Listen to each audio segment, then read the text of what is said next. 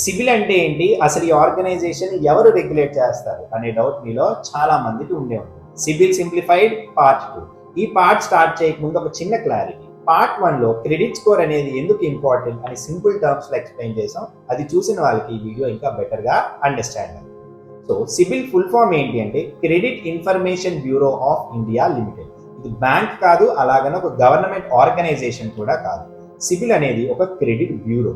Bureau అంటే ఏంటి sir? Bureau అంటే మీ ఇన్ఫర్మేషన్ ని కలెక్ట్ చేసి, స్టోర్ చేసి, మళ్ళీ షేర్ చేసే organisation. So just like an accountant, ఇది రికార్డ్స్ ని మాత్రమే మెయింటైన్ చేస్తుంది. సో బ్యాంక్స్ అండ్ ఎన్బిఎఫ్సిస్ మీ క్రెడిట్ కార్డ్, లోన్స్ యొక్క రీపేమెంట్ హిస్టరీని సిబిల్ కి రిపోర్ట్ చేస్తుంది. సిబిల్ ఈ డేటా మొత్తాన్ని అనలైజ్ చేసి మీ క్రెడిట్ స్కోర్ ని జనరేట్ చేస్తుంది. సో సింపుల్ టర్మ్స్ లో చెప్పాలి అంటే సిబిల్ అనేది మీ లోన్ ని అప్రూవ్ చేయదు, మీ లోన్ ని రిజెక్ట్ చేయదు. ఫైనల్ డెసిషన్ తీసుకునేది బ్యాంక్స్ మాత్రమే.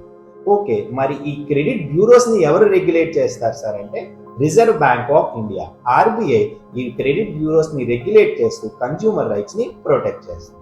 So simple summary, CIBIL is a record keeper వేరాస్ bank is the decision maker. So next part లో ఈ సిబిల్ స్కోర్ ని ఎలా క్యాలిక్యులేట్ చేస్తారు, ఏ ఫ్యాక్టర్స్ ని కన్సిడర్ చేస్తారు అనేది చూద్దాం.